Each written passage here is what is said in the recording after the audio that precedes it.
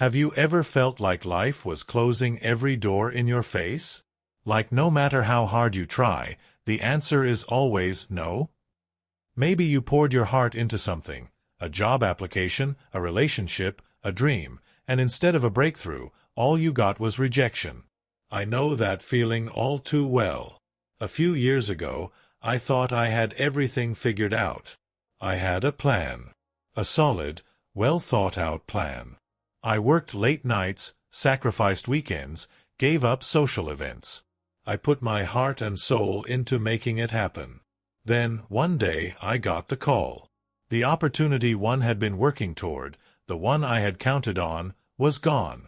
Just like that. Someone else had been chosen.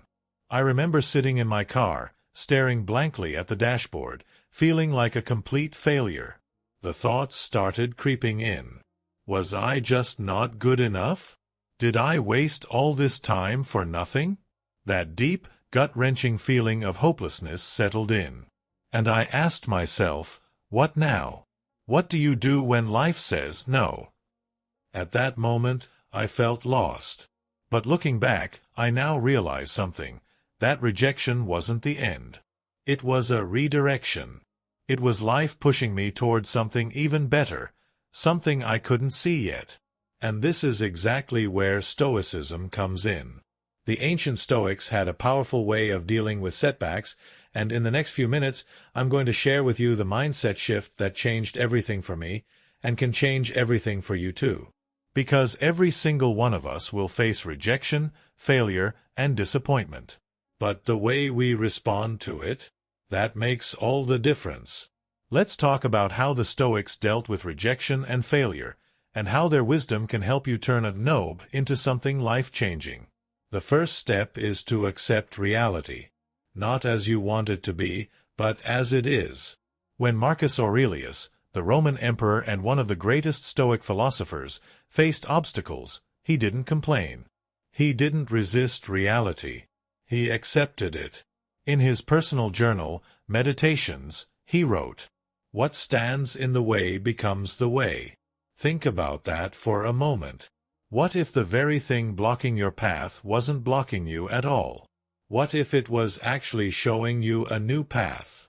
Most of us waste time fighting against reality. We say things like, "This shouldn't have happened. It's not fair. This isn't how it was supposed to go." But here's the thing. Life doesn't care how you think things should go. Reality is what it is. The Stoics teach us to stop resisting and start adapting. The sooner you stop wishing things were different, the sooner you can focus on what to do next.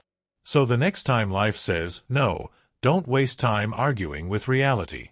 Instead, ask, what can I do with this?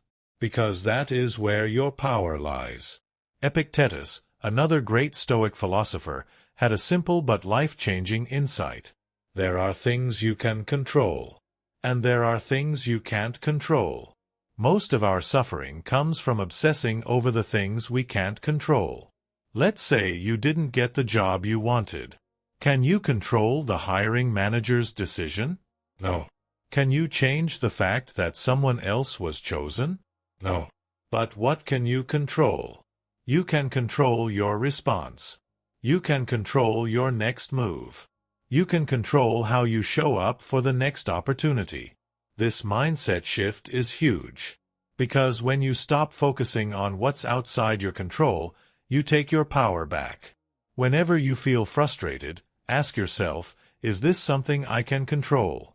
If the answer is no, let it go. If the answer is yes, take action. Because true power comes from focusing on what's in your hands.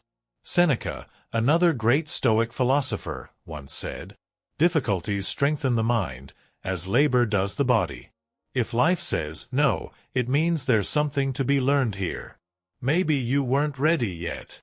Maybe there's a better path ahead that you can't see right now. Let me tell you a story. You've probably heard of J.K. Rowling, the author of Harry Potter. But what you might not know is that before she became one of the most successful writers in history, she was rejected 12 times. 12 publishers told her no. Imagine if she had given up after the first rejection, or the 5th, or the 10th. But she didn't. She kept going. Michael Jordan? Cut from his high school basketball team. Oprah Winfrey? Fired from her first TV job. The difference between people who succeed and people who don't? Resilience.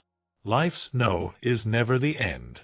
It's a test, a challenge, a redirect.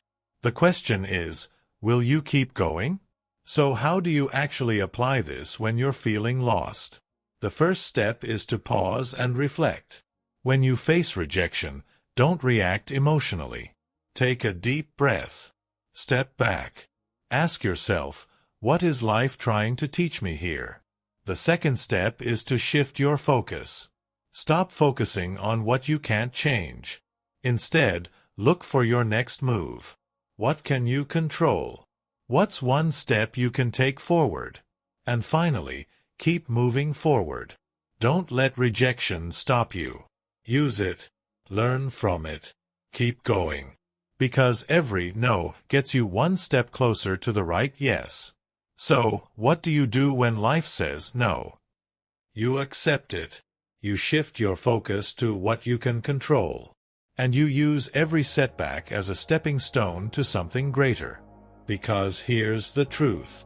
Every no is not the end of your story. It's just a plot twist.